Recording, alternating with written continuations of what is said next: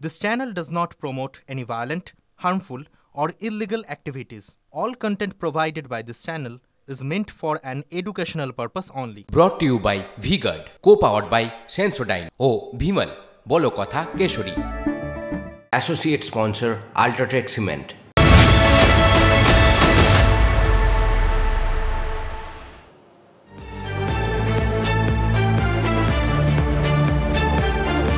নমস্কার, good afternoon. শুরু করছি 3-4 নিউজ কর্নার। আমি অনির্বাণ, আমার সঙ্গে তনিষ্ঠা। নন্দীগ্রাম আবার সংবাদের শিরোনাম। 23-এর পঞ্চায়েত ভোটে রক্তগঙ্গা বইছিল বাংলায়। মানুষ প্রত্যাশা করেছিলেন লোকসভা ভোট সম্ভবত শান্তিপূর্ণ হবে, আমরা খুব খুশি ছিলাম। কিন্তু ভোটের ষষ্ঠ দফা ঠিক তার আগেই বাংলায় শুরু হয়ে গেল লাশ ফেলার রাজনীতি। হটস্পট নন্দীগ্রামে পিটিয়ে কুপিয়ে খুন বিজেপির মহিলা কর্মী। ময়নাতেও আক্রান্ত বিজেপির সমর্থকেরা। মোট কথা, পূর্ব মেদিনীপুর জেলা এই মুহূর্তে ফের খুনোখুনির রাজনীতির সাক্ষী হলো। আজ সকাল থেকে নন্দীগ্রামে দফায় দফায় অশান্তি হয়েছে। থানার বাইরে অবরোধ, বিক্ষোভ, পরপর দোকান বাড়ি ভাঙচুর, জ্বলেছে অনেক কিছু, পুড়ে ছারখার একাধিক দোকান বাড়ি।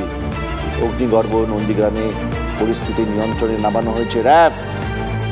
যে কেন্দ্রে বিজেপি প্রার্থী হিসেবে দাঁড়িয়েছেন প্রাক্তন বিচারপতি Abhijit Ganguly, high profile candidate, high profile hotspot Nandigram. সেই কেন্দ্রেই চড়ছে অশান্তির পারদ। তমলুক কেন্দ্রে তৃণমূলের প্রেস্টিজ ফাইট। তাই কি ভোটের আগেই শুরু খুনোখুনির রাজনীতি? গুন্ডাদের সোজা করবই হুঁশিয়ারি দিয়েছেন বিরোধী দলনেতা। তনিষ্ঠা, আমরা বেশ নিশ্চিন্ত ছিলাম না? 5 দফা ভোট হয়ে গেল, কোনো অশান্তি নেই, মারামারি নেই, বোমাবাজি নেই, গুলি তো নয়। হঠাৎ কি হয়ে গেল নন্দীগ্রামে? দেখো, চতুর্থ দফা থেকে আমরা বিক্ষিপ্ত অশান্তি হচ্ছে এরকম খবর পাচ্ছিলাম ধীরে ধীরে। তারপরে তুমি যেটা বললে, বিভিন্ন ভোটের আগে বা ভোট চলাকালীন বিভিন্ন পাড়ার মোড়ে বা চায়ের দোকানে তো আড্ডা হয়। তারা বেশ বলছিলেন হয়তো লোকসভা ভোট শান্তিপূর্ণভাবেই কাটতে চলেছে, কিন্তু তেমনটা হয়তো হলো না, কারণ ষষ্ঠ দফার ভোট আর 2 দিন পরে।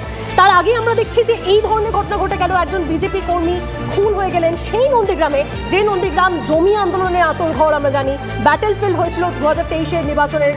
তোমার কাছে কি খবর আছে তনিষ্ঠা? সকাল থেকে কি হচ্ছে? সকাল থেকে দফায় দফায় উত্তেজনার ছবি আমরা দেখেছি। বরং আরো একবার আপনাদের জন্য সেই ছবিগুলো আমরা দেখাই। পরপর নন্দীগ্রামে সোনাচূড়ায় সেখানে কি অবস্থা হয়েছিল, কি ছবি হয়েছিল, ছবিগুলো দেখাবো আপনাদেরকে ব্যাক টু ব্যাক। সেখানে পুলিশ নামে র্যাব মোতায়েন করা হয়। কেন? কারণ এই যে ছবিটা আপনারা দেখতে পাচ্ছেন, আগুন লাগানো হয়, সেখানে টায়ার জ্বালিয়ে পথ অবরোধ করা হয়, বিক্ষোভে ক্ষোভে ফুঁসতে থাকেন সেখানকার যারা বিজেপি কর্মীরা রয়েছেন। সেই ছবিটা আপনাদেরকে দেখিয়েছি এই মুহূর্তে। সেই ছবিটা ফের একবার দেখাচ্ছি আপনাদের।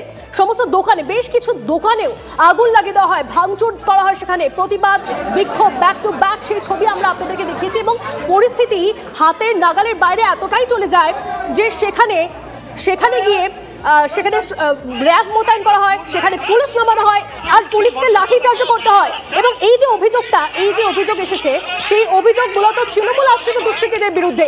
এই ধরনের বিভিন্ন অভিযোগ সামনে এসেছে। সেই ছবিগুলো সকাল থেকে সেই ছবিগুলো দেখাচ্ছি অনির্বাণ আমরা। আচ্ছা, আমাদের স্পটে সকাল থেকে আমাদের সহকর্মী রয়েছে সুপ্রিয়কে তুমি কানেক্ট করতে পারবে একটু? ওর সঙ্গে কথা বলি। একদমই তাই, সেটা ভীষণ ইম্পর্টেন্ট। সুপ্রিয় আমাদের প্রতিনিধি আমাদের সঙ্গে রয়েছেন এই মুহূর্তে। সরাসরি সুপ্রিয়র সঙ্গে কথা বলি। সুপ্রিয়, আমরা এখনো দেখতে পাচ্ছি সেখানে বেশ কিছু বাহিনী বা র্যাব সেখানে মোতায়েন রয়েছে। এখনো অব্দি পরিস্থিতি কি আঁচ পাচ্ছ, কি আভাস পাচ্ছ, সেখানে কি পরিস্থিতি নন্দীগ্রামে? দেখো, নতুন করে যাতে অশান্তির বাতাবরণ তৈরি না হয় বা আইন শৃঙ্খলা পরিস্থিতি যাতে অবনতি না হয়, সে কারণে র্যাব এমনকি তার পাশাপাশি কেন্দ্রীয় বাহিনী মোতায়েন রয়েছে। তার পাশাপাশি তোমাকে যে ছবিটা দেখানোর চেষ্টা করব, আজ সকাল থেকে যে অগ্নিগর্ভ পরিস্থিতি তৈরি হয়েছিল এই মনসা বাজার এলাকাতে, একের পর এক দোকানে ভাঙচুর চালানো, আগুন ধরিয়ে দেওয়ার মতন ঘটনা, এমনকি রাস্তা অবরোধ করা, বালি ফেলে টায়ার জ্বালিয়ে খড়ের গাদায় আগুন ধরিয়ে দেওয়ার মতন ঘটনা, বেশ কিছু ঘটনা ঘটে। আর সেই সমস্ত বালি বা এই যে কাঠের টুকরো, গাছের গুঁড়ি যেগুলো ফেলে রাস্তা অবরোধ করা হয়েছিল, সেই সমস্ত কিছু সরিয়ে দেওয়া, বা যে সমস্ত দোকানে আগুন ধরিয়ে দেওয়া হয়েছিল, অগ্নিসংযোগের ঘটনা হয়েছিল, সেই সমস্ত দোকানগুলো থেকে আমরা কিছু সময় আগে পর্যন্ত দেখছিলাম যে ধোঁয়া বেরিয়ে আসছিল, ধিক ধিক করে কোথাও আগুন জ্বলছিল। সেই আগুন নেভানোর জন্য ইতিমধ্যেই দমকল এসে পৌঁছেছে। দমকল কর্মীরা তারা জল দিয়ে আগুন নেভানোর কাজ চালাচ্ছেন। তবে যে পরিস্থিতি তৈরি হয়েছে তাতে কিন্তু যে প্রশ্নটা উঠতে শুরু করেছে, পঞ্চম দফা নির্বাচন শেষে ষষ্ঠ দফা নির্বাচনের আগে এই নন্দীগ্রাম তমলুক লোকসভা কেন্দ্র। সুপ্রিয়, তোমায় আমি একটু থামাচ্ছি। আগুন ঝামেলা খুন, লাশ, এগুলো তো দেখলাম, তুমি সকাল থেকে রিপোর্ট করছো। আমার ইন্টারেস্টটা অন্য জায়গায়। নন্দীগ্রামে এই যে ভায়োলেন্স, এর সাথে তার রাজনৈতিক তাৎপর্যটা কতটা, এবং একদিন বাদেই কিন্তু পরশুদিন ইলেকশন। এই ভায়োলেন্স, এটা কি থ্রেট, এটা কি ওয়ার্নিংয়ের, যে ওয়ার্নিং দিচ্ছেন রাজনৈতিক নেতারা, সেটা কি ওয়ার্নিংয়ের একটা পূর্বাভাস? এই ভায়োলেন্স পরশুদিনের তোমার নির্বাচনে কিভাবে তার ইমপ্রেশনটা হবে, সেটা আমরা জানতে চাই।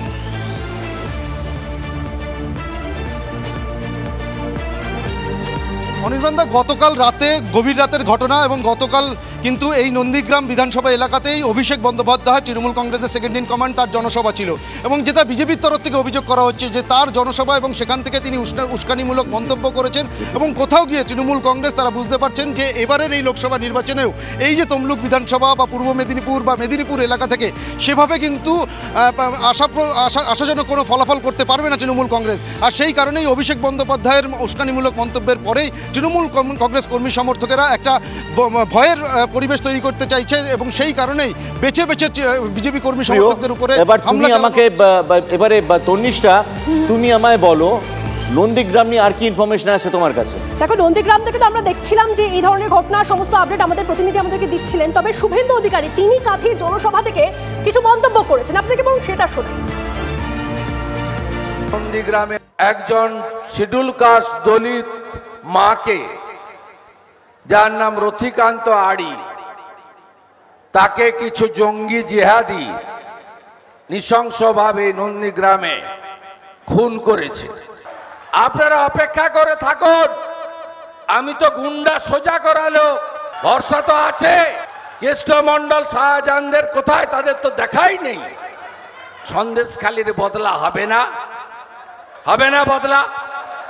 একটা 56 বছরের শিডিউল কাস্ট মহিলাকে মাঝ রাত্রে মেরে দিল রথিকান্ত আড়ি, তার বদলা হবে না? তার ছেলেকেও মেরেছে বিজেপি কার্যকর্তা সঞ্জয় আড়ি। তনিষ্ঠা, নন্দীগ্রাম কিন্তু একটা পলিটিক্যাল সিম্বল, জাস্ট একটা জায়গা নয়, একটা কনস্টিটিউয়েন্সি নয়। নন্দীগ্রাম হচ্ছে বাংলা থেকে সিপিএম বিদায়ের অন্যতম একটা মুখ। নন্দীগ্রাম আন্দোলন মনে আছে তোমার 2006 সালে? নন্দীগ্রাম আন্দোলন শুরু 2007 সালে, 13 জনের পুলিশের গুলিতে মৃত্যু, তারপর থেকে নন্দীগ্রাম আন্দোলন। কিন্তু আজকে 2024, সে তো 2007 ছিল, আজকে 2024-এ কেন ইম্পর্টেন্ট? গত 2021-এর বিধানসভা নির্বাচনে এই যে তমলুক কনস্টিটিউয়েন্সি, যার মধ্যে নন্দীগ্রাম, 4টে আসন তৃণমূলের, 3টে আসন নন্দীগ্রাম, ময়না এবং হলদিয়া হচ্ছে আমাদের বিজেপি। প্রত্যেকটা আসনে হাড্ডাহাড্ডি লড়াই। গতবার শুভেন্দু অধিকারী জিতেছেন কত ভোটে? 1956 ভোটে। ময়নাতে অশোক দিনদার জিতেছেন কত ভোটে? 1200 কিছু বেশি ভোটে। ভীষণ হাড্ডাহাড্ডি একটা লড়াইয়ের দিকে আমরা এগোচ্ছি, এবং শনিবার দিন আমি হলফ করে বলতে পারি এত হাড্ডাহাড্ডি লড়াই পশ্চিমবঙ্গের আর কোনো কনস্টিটুয়েন্সিতে হবে না, আর কোনো কনস্টিটুয়েন্সিতে হবে না, যেটা তমলুকের কনস্টিটুয়েন্সিতে আমরা দেখতে পাবো। সেই জন্য আজকে ময়নায় আক্রমণ, সেই জন্য আজকে নন্দীগ্রামে আক্রমণ। এই খবরে আমরা সারাদিন থাকবো। তনিষ্ঠা, তুমি আর কি খবর বেঁচেছো, ইম্পর্টেন্ট খবর বেঁচেছো আমাদের দর্শকদের জন্য? আরো কিছু গুরুত্বপূর্ণ খবর রয়েছে এই মুহূর্তে, 5টা খবর বরং আপনাদেরকে দেখাই আমরা। এই মুহূর্তে 5টা গুরুত্বপূর্ণ খবরে নজর রাখা যাক। একদম প্রথম যে খবরে আমরা নজর রাখবো তা হচ্ছে শুধুমাত্র নন্দীগ্রামই নয়, শুধুমাত্র নন্দীগ্রাম নয়, কারণ বাচ্চাতেও অশান্তির খবর আসছে। ভোটের মুখে বিজেপি কর্মী ও তার পরিবারের উপর হামলার অভিযোগ। ময়নার বাচ্চায় আক্রান্ত বিজেপি কর্মী, তার স্ত্রী ও মেয়ে। হামলার অভিযোগ তৃণমূলের স্থানীয় নেতা ও তার অনুগামীদের বিরুদ্ধে। গুরুতর জখম বিজেপি কর্মী, ময়না হাসপাতালে ভর্তি। হামলার অভিযোগ অস্বীকার করেছে তৃণমূল। দেখুন, এই খবর তো রয়েছে, এর পাশাপাশি আরও একটা খবর দিই আপনাদের। ভোটের সময় দীঘার হোটেলে পর্যটকের নিষেধাজ্ঞা প্রশাসনের। 25শে মে 6ষ্ঠ দফার ভোট রয়েছে পূর্ব মেদিনীপুরে। আজ থেকে হোটেলগুলি খালি করার নির্দেশ। আর এই নির্দেশের কথা মৌখিকভাবে জানানো হলেও কোনো নোটিশ দেওয়া হয়নি বলে অভিযোগ। জেলা প্রশাসনের এই নির্দেশিকায় চিন্তায় পড়েছেন রীতিমতো হোটেল মালিকরা। দেখুন এর পাশাপাশি আরো একটা গুরুত্বপূর্ণ খবর দিই আপনাদেরকে, আজকের দিনের আরো একটা খবর, ভোটের মুখে দেবের বিরুদ্ধে দুর্নীতির অভিযোগে শান শুভেন্দু অধিকারী। হ্যাঁ, কি বলছেন তিনি? তিনি অভিযোগ করছেন যে গরু পাচারে ধৃত এনামুল হক তার টাকা ঘাটালে তৃণমূল প্রার্থীর অ্যাকাউন্টে 2 দফায় 50 লাখ ট্রান্সফার। শুভেন্দুর পোস্টকে হাতিয়ার করে ময়দানে হিরণও। এদিকে দেওয়া নথি শুভেন্দুর হাতে কিভাবে, পাল্টা প্রশ্ন দেবেন। আর একটা খবর দিই আপনাদের, নিউ টাউনের হোটেলে রক্তের দাগ, কোথায় বাংলাদেশের সংসদের দেহ? আনোয়ার ভারতে আসছেন জেনেই ফ্ল্যাট ভাড়া বাংলাদেশের আখতারুজ্জামানের। খুনি পরিচিতরা এই অনুমান পুলিশের, এবং আমাদের হাতে মানে টিভি9 বাংলার হাতে থানায় জমা দেওয়া বাড়ি ভাড়া সংক্রান্ত নথি। এর পাশাপাশি আরো একটা খবর দিই আপনাদের, ঝড়ের খবর। হ্যাঁ, ভোটের বাংলায় ঘূর্ণিঝড়ের চোখ রাঙানি, ইয়াস আছড়ে পড়ার দিনই অশনি সংকেত। রবিবার বিকেলেই বাংলার কাছাকাছি তীব্র ঘূর্ণিঝড় রেমাল। শনিবার 6ষ্ঠ দফার দিনই উপকূলে দুর্যোগের সংখ্যা, ভারী বৃষ্টি, বইবে দমকা হাওয়া, সমুদ্র উত্তাল হওয়ার সম্ভাবনা রয়েছে। এখন এই 5-5টা খবরে আমাদের তো নজর রয়েছে, তবে অনির্বাণ কোনটা মনে হয়, মানে আমার মনে হয় বাংলাদেশ যে এমপি তার যে মৃত্যু নিয়ে যার খবরটা তুমি এক্ষুনি বলে খুব ইম্পর্টেন্ট, এই ভদ্রলোককে ওনার সব পরিচিতরা ঘনিষ্ঠরা তাকে আনার ভাই হিসেবে, ইনি কিন্তু খুব গুণী ব্যক্তি। আমি কিছু তথ্য জোগাড় করেছি। 1986 সালে মাদক পাচারে ওনার নাম জড়ায়। 1991 সালে ভারতের সোনা পাচারের দায়ে অভিযুক্ত তিনি। 1996 সালে মাওবাদীদের অস্ত্র পাচারের একটা অভিযোগ আছে, সেখানেও তার নাম জড়ায়। 2007-এ সোনা পাচারে আবার নাম জড়ায়। এবার তিনি আওয়ামী লীগ ক্ষমতায়, তিনি দল বদল করলেন, দল বদলে আওয়ামী লীগের এমপি হয়ে যান। কিন্তু তার যে পুরনো ক্রিমিনাল কানেকশন সেটা কিন্তু যায় না। এবং আমার মনে হয় সব থেকে বড় ব্যাপার, আমরা এখনো দুটো জিনিস নিয়ে আমি এখনো ধন্দে আছি। এক হচ্ছে কিভাবে মারা গেলেন তিনি এবং কেন তাকে মারা হলো। সুজয়, আমাদের সহকর্মী সুজয় পাল আছেন, তাকে আমরা একটু ধরে নিই। সুজয়ের সঙ্গে কথা বলে আমরা বুঝতে পারবো যে এক্স্যাক্টলি কি হচ্ছে। সুজয়, আমার দুটো প্রশ্ন। এক, কেন মারা হলো এই বাংলাদেশের এমপিকে? 2, কিভাবে মারা হলো এবং কিভাবে দেহ পাচার হলো যে এখনো অবধি তার দেহটাই পাওয়া গেল?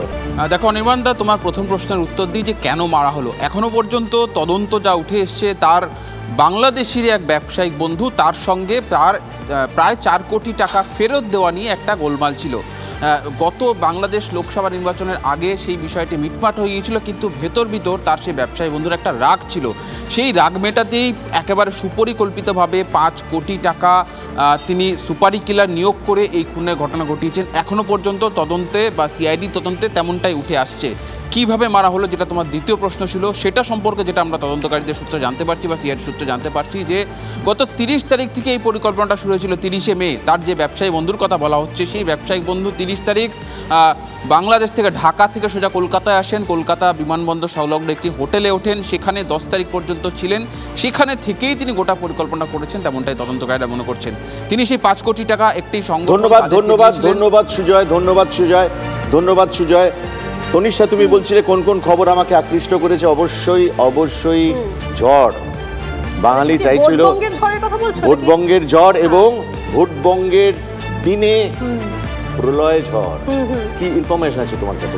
দেখো, যে ইনফরমেশন এখন অবধি পাচ্ছি তা হচ্ছে এই যে ভোটের মধ্যেই বাংলার জন্য ঘূর্ণিঝড়ের সতর্কতা দেওয়া হয়েছে।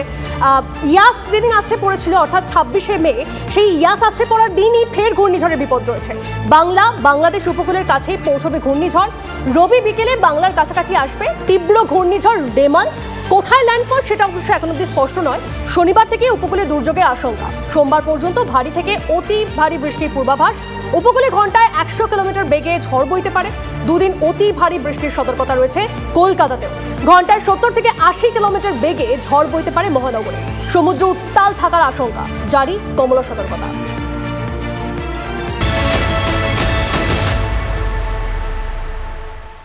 Brought to you by V-Guard, co-powered by Sensodyne O Bhimal, বলো কথা কেশরী। Associate sponsor Ultratech Cement.